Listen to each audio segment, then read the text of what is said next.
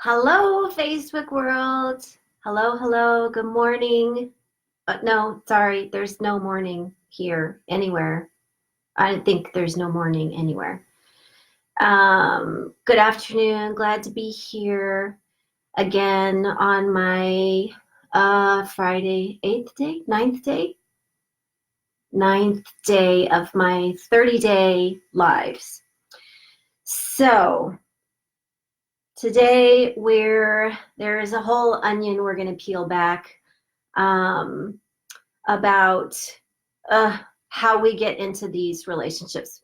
So before we start peeling back that onion, for those of you who are joining me for the first time, this is my ninth day of my 30-day Facebook Live challenge to myself. I don't know. It started out as a challenge to myself because as a writer for my entire life, the words that I put out there are I can stand over in the shadows while people read those words. So this was a challenge to myself to put my face to the words and put myself out there for all of you who may need just to connect with somebody who's been on a similar journey as you, and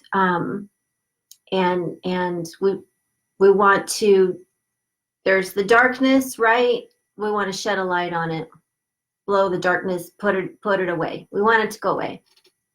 Okay, so for those of you who are new to my Facebook Lives, I'm Susanna. And I am a narcissist recovery coach, abuse recovery coach, helping one woman at a time get over her ex, her abusive ex, her narcissistic ex, whatever we're going to call them, for good, forever, because life's too short to spend it with a narcissist for another minute longer once you know that he is a narcissist, right? We don't want to do that. Hi, everybody. Yes, Sarah, that's what we're going to talk into. We're going to talk today.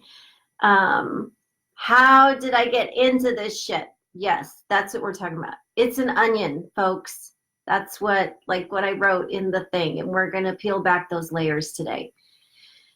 I will say, when I'm talking about these things, I try to, I'm in a place where I can, I told you I have a really dark sense of humor. It saved me. It got me through the darkest times. And so I can look back on all my experiences now and on my story with, I don't have an emotional attachment to that anymore. So this doesn't mean that I still don't have memories, and I may still have little triggers once in a while, or something that'll take me off guard or whatever, but I'm not emotionally attached. So it doesn't, it used to be a tidal wave that would come and swallow me whole, and I'd be out for a couple days, right? And then it came to where it was like I was out for a couple hours if I had to think about something or whatever. And then I got to the place where I am today. So when I talk about my past, sometimes I will laugh, only because that's my default mechanism, because I have to, because some of this shit that we've gone through is just so awful, right? So and this topic about how did I get here, not me here now, because I'm not there anymore, but when I was there, how did I get there? It's important for a couple of reasons that we figure that out. First of all, because we don't want to get there again. We never, ever, ever want to go back there, right, with another relationship with somebody else. So that's a super important reason. And also, the second reason is that it's instrumental in your healing, okay? It's instrumental in your healing and recovery, because if you don't figure it out, again, I go back to what I say a lot, is that if you can't name the problem, you can't fix the problem, right? Right, so we're all clear on that. Okay, so we're going to talk about today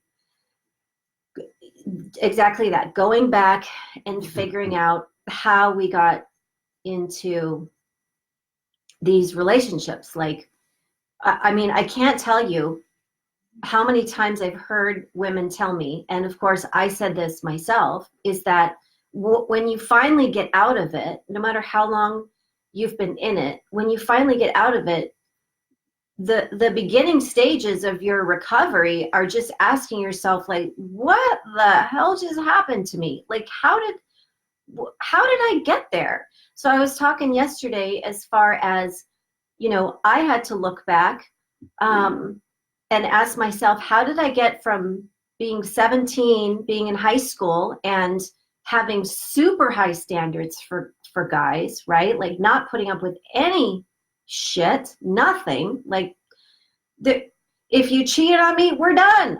No, I don't even care. Like, I just move on quick. It's like, we're done. And then moving just a couple years later, really, just a few years later, into my first abusive marriage.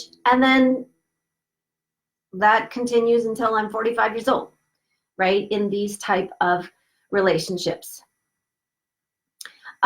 Yes, Bonnie is right. She is saying, because I was talking about, I still have triggers, right? So she is saying that even though you're no longer emotionally attached, those triggers will always be there, right? And this is one of the things that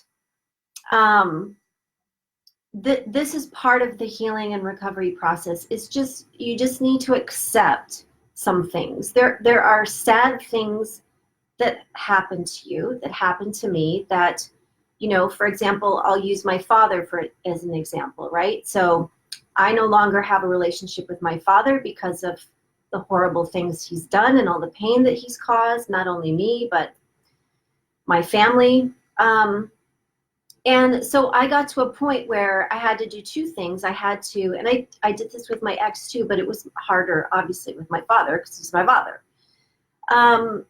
So I emotionally detached from the idea, I was clinging to the hope for decades, for my entire life, really, that he was going to turn out to be a good father. Like I don't know, that maybe I could like do a genie thing and he'd change and he'd be a good dad. So I had to separate, I had to let go of that illusion. I had to let go of that attachment or that hope, whatever that was. But I'll tell you, I think the sadness, they'll always be a part of me, that it's like an open wound that scars over. So now I have a scar, where the open wound of my father used to be. Now I have a scar, and it's tender. So I look at it sometimes and I'm reminded of what he did, and yeah. And so, it's a little sad moment. And then, but what I mean by emotional freedom and being emotionally detached, which is the goal of recovery and healing, in any toxic or abusive relationship, no matter who it's with, that's the goal, is to get to a place of emotional freedom, so that, like I said, I have scars all over my body from certain things that happened to me, right? So I can look at the scar and I can, just be sad for a moment or mourn it for a moment or whatever it is, but then I move on, right? Instead of that being an open wound where every time it's somebody's touching it or somebody throws salt in it or whatever, then it really, really hurts, right? And it takes you a while to recover from that. Okay. So thank you for pointing that out, Bonnie. All right, let's talk about how do we get into abusive relationships with narcissists. Obviously, with a narcissist, it's not so much how we get into it, because narcissists trick us, okay? They are very good at what they do. They don't come up to us, they don't come up to you on the first date and say, hey, I'm going to be the man of your dreams, and then in a couple of years, I'm going to wish you were I'm going to make you wish that you were dead, right? From all the pain I'm going to cause you. So that doesn't happen. That'd be cool if it did, but it doesn't. So it's easy to understand, to be honest, how we initially get into relationships with narcissists, because when you're unknowing about people like that, and this goes back to what we've talked about really day after day, is that we have an inherently, we believe all people are inherently good. Reminder, most people are inherently good. Most people, not all people, not all people. So yes, so we are lured in, trapped in, love bombed in. That's what happened to me, and we can understand that, okay? Because if we don't know anything about narcissists, or that there are people out there who hurt other people on purpose and with intent, or to control them, yeah, we can understand that. Looking back, one of the hardest things, and this is part of peeling back that onion, peeling back the layers, one of the hardest things to look at, so we can accept that, yeah, I can see how I, got into it in the beginning. Makes sense considering where I was and what he was doing, and that makes sense.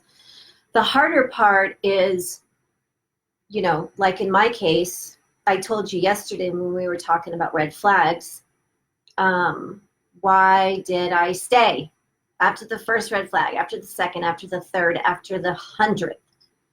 Why did I stay? Why did I put up with it? Why did I let him do that to me, right? I mean, I wasn't in an actual jail. He didn't hold an actual key. I wasn't an actual prisoner. So why? We're going into this, everyone, with no judgment, guilt, shame, victim blaming. I won't have it. We're not victim blaming here. There's plenty of trolls out there, and you probably have heard the victim blaming already in your life. So we're not doing that here. I'll say right at the front, when we talk about these things, no one deserves to be abused. Still, we want to figure out why. Right? I needed to figure out, why did I stay? Why did I think so little of myself to stay, to put up with it? Why didn't I, all these questions we have, right? Okay. This is hard to look back and do this, because especially if you're still tender and you're still raw from maybe the breakup, or maybe he left you, maybe he cheated on you, maybe you're still in the midst of just absolute heartbreak. I feel you. I'm sending you lots of love right now. Just, you're not alone in this, but I feel you, because I remember that pain as though it was yesterday. If you're there, it's going to be painful to look back, but again, important to figure out why this happened, because we don't want you to get into another relationship in the future. Not now. If you're hurting, don't date. If you're on the in-between, don't mix it up like I did with my first and second marriage, where I just had an overlap. Don't do that. No, it's deadly. No, that's no good, especially if you have kids. Don't do it. So when you're going through this recovery and healing, and everything's painful, but you're going to go through it, because if you go through it, then you get to the other side, right? If you avoid it, or you can't eat it, smoke it, fuck it away. You can't. It's just there. The pain is there. Okay, so you got to go through it. This is part of it.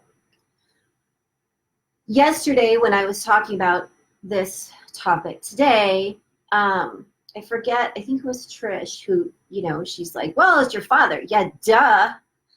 So for me, it didn't take, I didn't need to be a rocket scientist to figure out how I got to where I was, right? I am going to stick in just for later, for everybody for later.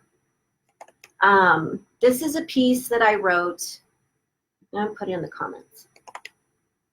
This is a piece that I wrote about my father recently. And this gives, just for those of you who maybe have similar situations with a parent, specifically a father, I think there's a dynamic between a father and a daughter that, I don't know, makes it painful. Anyway, I wrote about that just to, that gives a little more background of how I got to the place that I got to, right? So here's how. What I can't explain is when I was in high school, maybe I was rebelling, because you know how when you're a teenager, you rebel.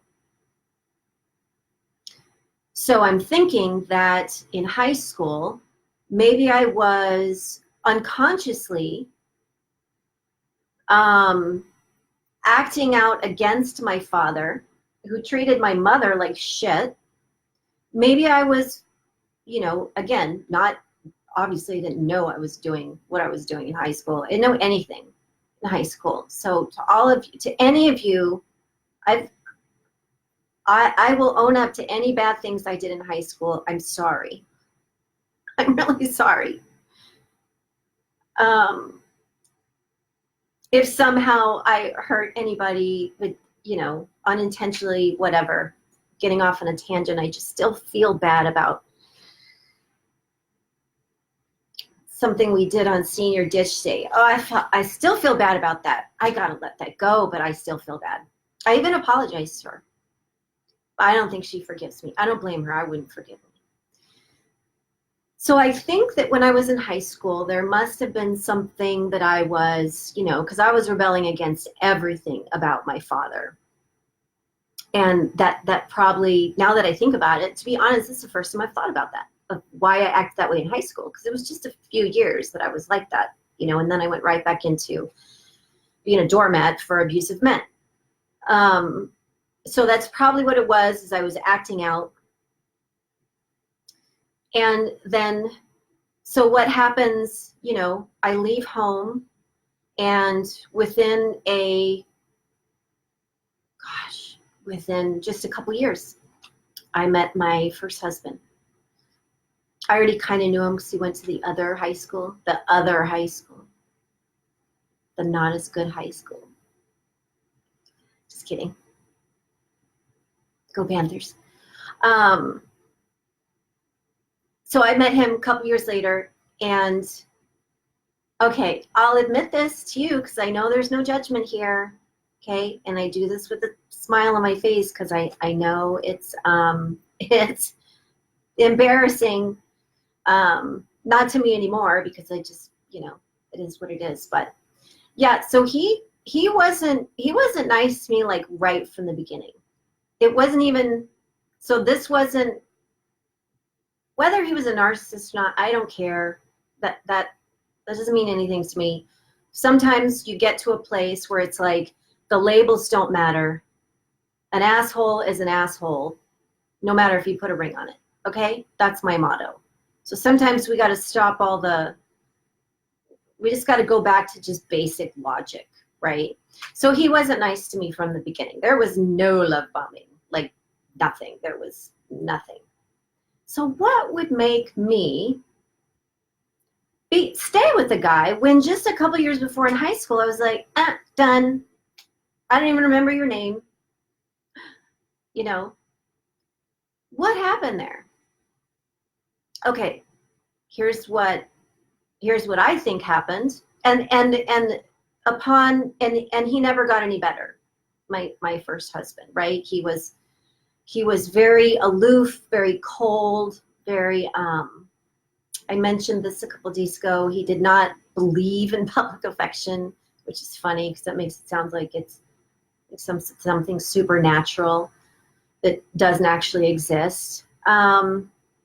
He was, I didn't fit into his church, which was, he was very much holier than thou. So even right from when I met him and the whole time I was married to him, I was going to hell. And I still married him, people. like this is how something was wrong. Something was really wrong in there. Okay, so here's what happened. It's really, really simple once I looked back on it. I had this, you know, with my father, even when I was rebelling.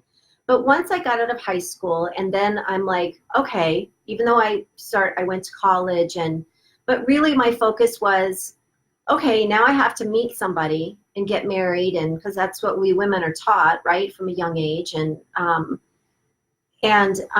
Yes, Sarah's like, it was because the way we were educated, find a husband. So it was never about me.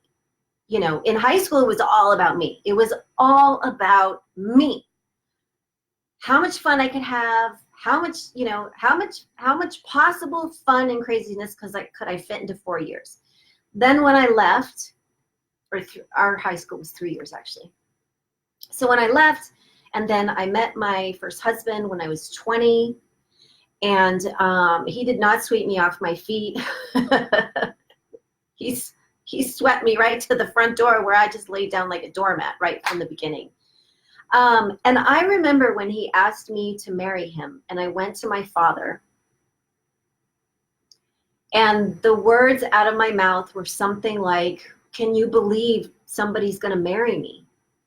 Okay, so I remember saying that because this is important, because that was the mindset I was in. So all of a sudden, I just felt like lucky that anybody would want to marry me. I mean, he wasn't really committed to me. I mean, he cheated the whole time. Like, he cheated when we dated. He cheated when I was pregnant. He cheated when, yeah, he was a serial cheater. Why would I do that? First of all, I give myself room and compassion and understanding in that I was 20 years old. Okay, when we're 20, we don't know much, right? I didn't know much, especially about anything about myself. I hadn't been taught anything about self-respect, self-worth, boundaries, nothing, never a word. I didn't even, nothing. And so, of course, I didn't have hardly any self-esteem or self-worth. And I realized that the reason that I went so easily into this first emotionally abusive relationship, right, where right away he's treating me like crap, right away. And it did not get better. It got worse the years I was with him, right? The cheating got worse. Everything got worse. Duh, right? I grew up in a home where my father was, obviously emotionally abusive. He's absolutely a narcissist. Who knew this at the time? Nobody knew. He was a man, still is, but thank God I don't have to be around him anymore. He was a man who instilled fear in the rest of us, not because he was physically abusive. But I tell you what, there was no one more scared than I was when he would rage, because you talk about the narcissist rage. For those of you who have heard that or experienced it, man, this is no joke. It's no joke. It's scary. Like my dad, I mentioned this, some of you may have heard this before. My dad would get so angry, his face would turn bright red, and I thought his eyeballs were going to pop out from the pressure, right? They were like bloodshot, and like, what was that cartoon character where that kind of like the Tasmanian devil, except scarier. So he dictated everything in our family. And when a father does that, he's establishing the law of the land, right? So my mother, my brother, and we fell into line, right? We were like obedient servants, all of us, because we didn't want to poke the bear, right? We didn't want to make him mad because we didn't want his eyeballs to pop out. Living like that for a long time, but especially as a teenage girl, and I had become my mother's, I stood up for my mother. I was her protector because she didn't stand up for herself. So I stood up for her, and that became my role in the family. So I walked two roads. I walked the one road of begging my father to love me, begging my father to pay attention to me, to say something nice to me. He had plenty not nice things to say, but I want, just begging for his attention, all of that. And then the other road I walked was protecting my mother when he would go after her. So that was really fun. That's super fun. And so it makes sense that because I had this, I wasn't taught how to be. I was shown by my parents, okay? I was shown what a marriage looks like.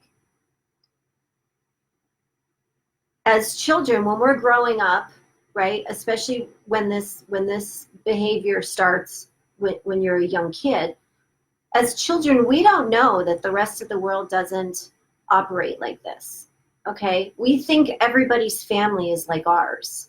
You'll hear this from sexual abuse victims, physical abuse victims. You'll hear that a lot, and it's no different with emotional abuse, is that I just thought this is how families functioned. I thought that the man was just this scary, I thought the father and the husband was this scary, bossy, he was going to tell everybody else what to do, what to say, what to think.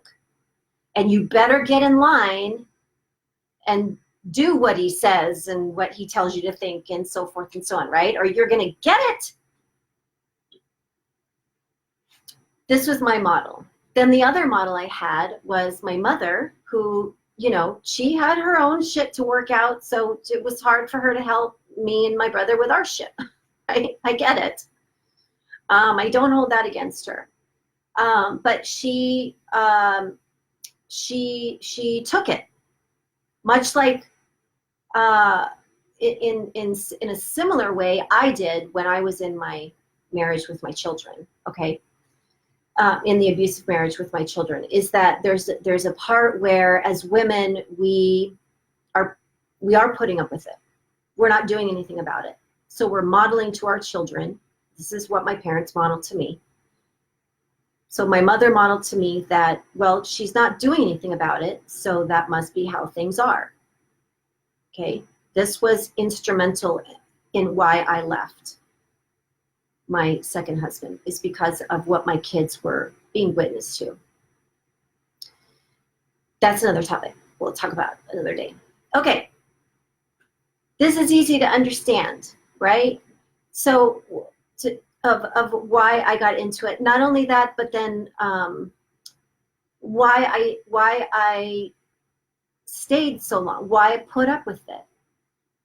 Here's the thing: when you start out with no self-worth, with no self-esteem, and as a woman who has your whole childhood up until you leave home, you are desperate for your father's love, attention, affection, okay? This is a dangerous combination to go into relationships. This is super dangerous, because if you're lacking this, you go look for it, right? And when you're that desperate to find that, you do all sorts of things that you go down all the wrong dark alleys looking for it, and then of course you're going to find all the crazies in that dark alley. So because I didn't know what a boundary was, I didn't have self-worth, think of it like this: it's like an open door. So I had a door open for all sorts of crazy to walk in, all sorts of crazy. Okay, I talked about before how narcissists go after, they love empaths. Empaths are highly sensitive, very forgiving, very compassionate, take on the feelings of others at the expense of their own well-being, right? This is not a empaths are great. I love being an empath. Empaths are fantastic people, but the fact is that narcissists, that's their favorite target because of those reasons. So, oh, see, Gretchen had a similar experience as mine. Same father, and she was the protector of her mother. Yeah, that's just like a toxic cocktail that nobody wants to drink. I mean, that's just setting you up for failure right there. Yes. So when I'm in these, both my first and I just went right into the second abusive marriage. So it's almost like it was just a theme I had until I was 45 years old, right? So I don't have, basically what I didn't have was self-love. Okay? Boundaries are a prerequisite of self-love, if that makes sense. Meaning that when we have boundaries, that is self-love because we're taking care of ourselves. We're making ourselves a priority.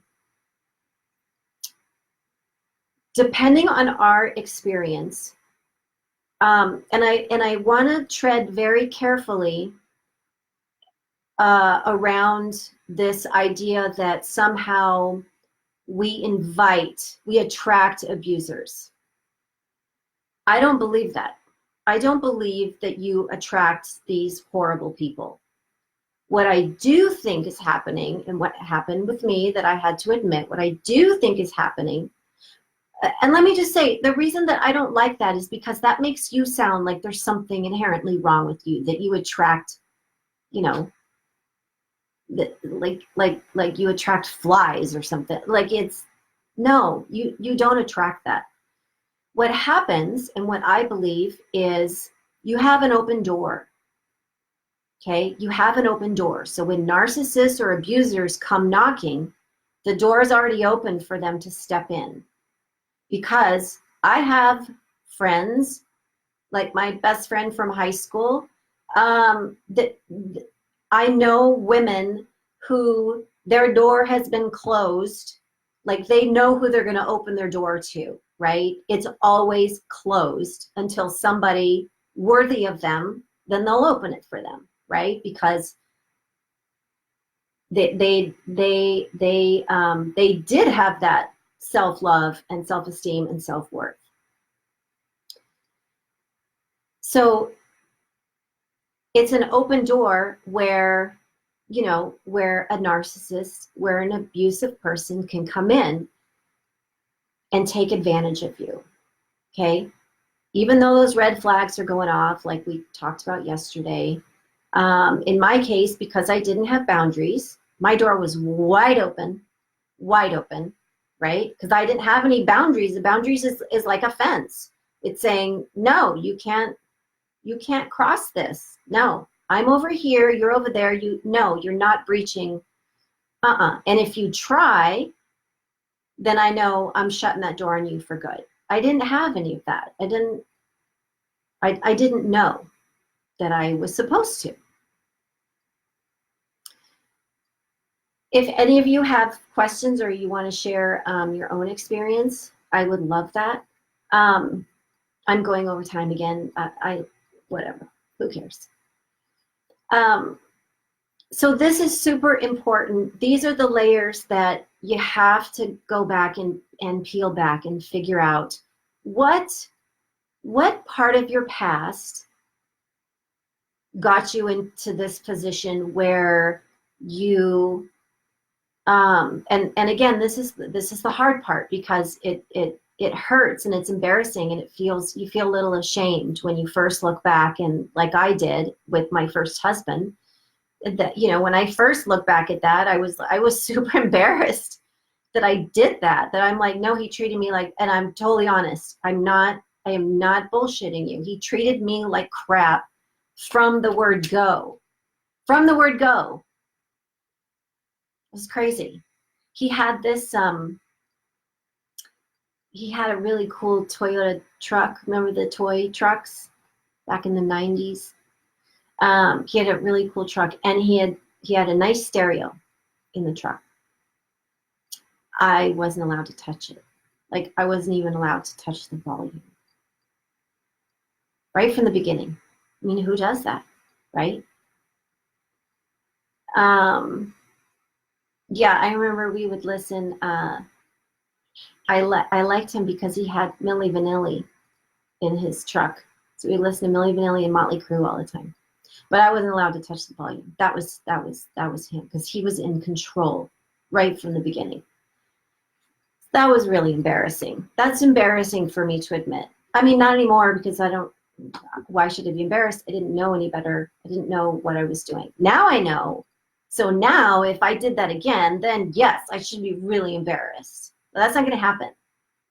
Narcissist, I can spot a narcissist coming from a mile away. It doesn't matter though, because they don't come knocking at my door, because they know my door's closed. So they don't even come sniffing around. There's like nothing here for them, you know. Okay. This is a tough layer to peel back, right? It's tough because we have to drop all ego. We have to get really, really humble.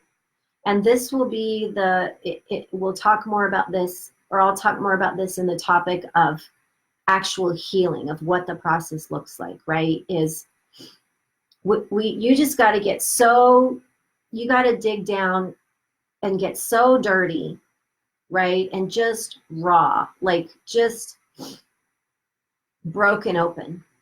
It's not fun. It's not fun at all. I mentioned this a couple of days ago, that I'd rather go through labor 10 times over than go through that again. It was horrible. But there's no other way to get on the other side, right? There's no other way. It's like if you're drowning in the water, there's no other way to get to the shore than to swim, right? You have to be proactive. You have to go in there and do the hard work. This is part of it. And, you know, I had to go through this, and what's it called when especially in my second marriage, I saw it a lot more what I would do, because of this relationship with my father that I still had at the time, right? Like my second husband used to always say, you know, you have daddy issues you need to figure out. He was right.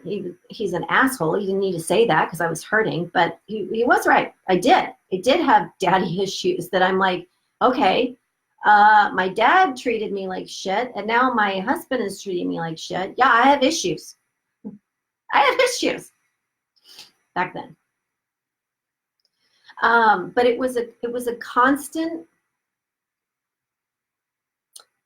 It was a constant renegotiation on my part of my self-worth, my values, my morals, my integrity. It was a constant renegotiation that I had to have every time that that my husband at the time would do something, right? Or like I said, my first husband just being a jerk right off the bat. So I had to renegotiate within myself in order to stay and put up with it. So doing that for 20 years, 20 plus years, 25 years, actually, that's the reason that once you finally escape and you're ready to go on that self-discovery journey and figure out how the hell did I get here, that's the part that's gonna lay you flat, right? Just knock you on your ass. It's okay. It's okay. It is tough, and if you're going through that right now, oh, just keep going. Keep going. All of these truths that you're finding out about yourself are beneficial truths. They're not, remember, no embarrassment, no judgment, no self blame or shame. Don't spend your time there, because that's not helping you at all. That's not going to move you forward. That's just going to move you back or keep you in place on your healing journey. Okay. You have to get honest. You have to get honest about yourself. This way you can make the decision, okay, I'm done.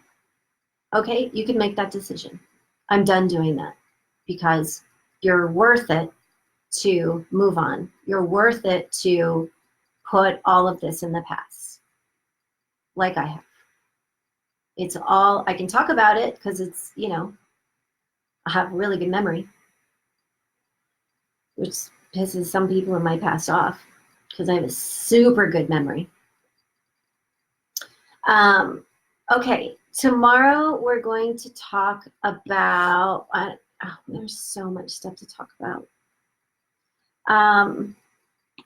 This will play onto this, as far as, let's talk about tomorrow how, for all you women out there who got to that place in the abusive relationship, in the relationship with a narcissist, where you got to that place where you look in the mirror and you don't know who the hell that woman is staring back at you, right? I spent a couple of years there. So for all you women out there who are, and that's the reason I wrote this book, but we'll talk about that. Let's talk about how we are changed by this trauma. And trauma changes us. It sounds like a horrible thing, and it does change us in ways that, aren't pretty. But my firm belief, just being where I am today, is that I wouldn't have changed anything about my past. I wouldn't have changed anything, because I wouldn't be where I am today, having not gone through that trauma, because that trauma changed me in such a way that it did break me open in the most beautiful, fantastic way. My stomach's grumbling. It must be lunchtime. Yes, so we'll just end with Bonnie saying there's always something deep down earlier in your life that shattered your self-esteem, strong sense of independence and confidence in your own decisions. Yes, and then when that happens, you feel like you're not good enough for the guys or girls, as she says. Yes, true. Yeah, and whatever and it might be a progression of things, like my whole childhood of watching this model of what husband and wife do, what they look like,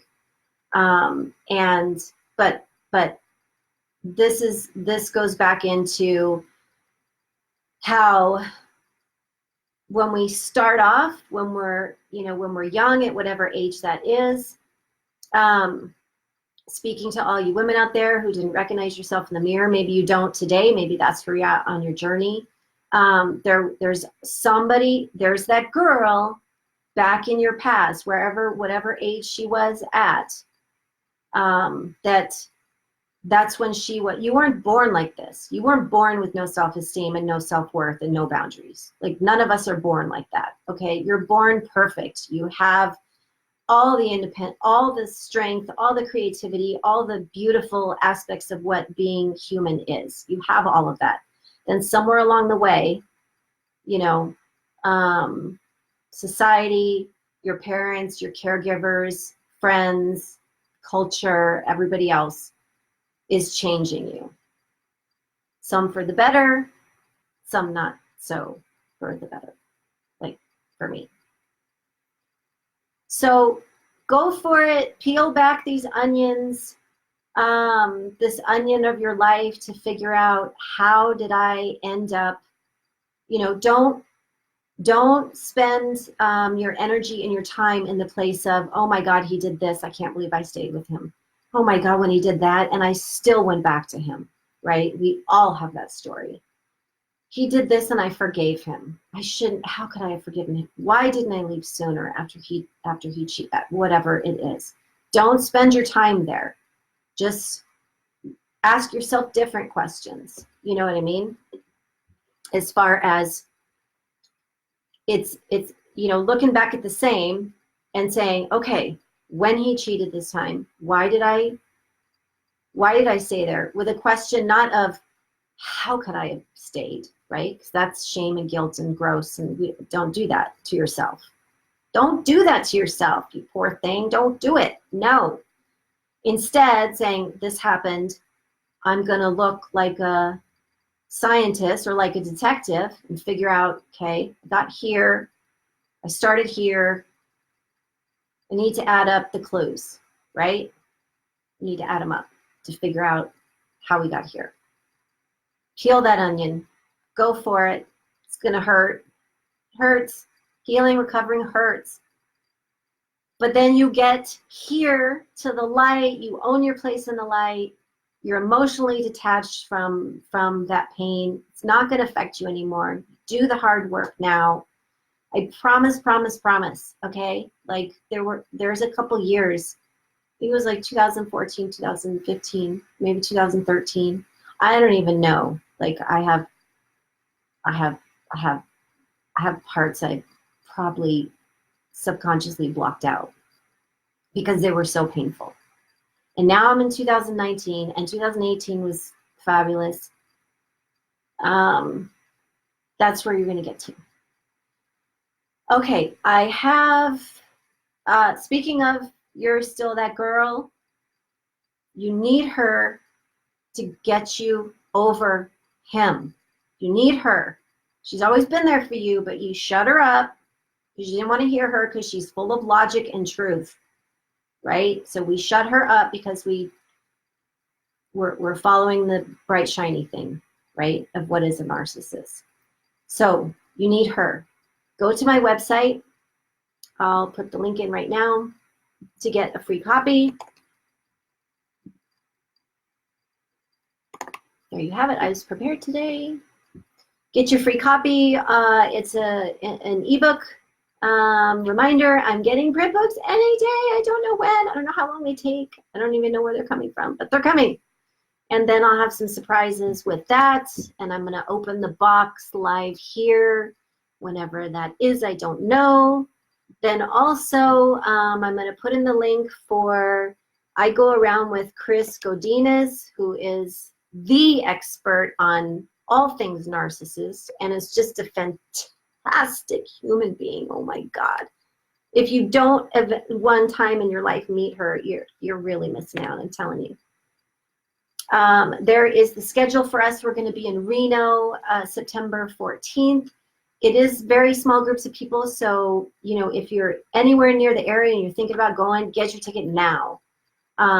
Because they, you know, like our Anaheim one sold out when we were in Anaheim and Santa Barbara. Anyway, if you're even considering it, you know, go there and then you can also see the rest of our schedule of where we'll be. It's a great place. It's a great little space for you to come to, you know, Chris and I will welcome you with open arms. We are here to support you and on your journey of recovery and healing. No matter what the relationship is, you know, Chris is an expert on all. She's a therapist and she knows her stuff, right? She knows her shit and she can change your life. And then I am always here for you. What day is it? Friday. So I have, I added another day on my schedule for next week, or I opened up another, I think I just opened up one more time because it's already filling up.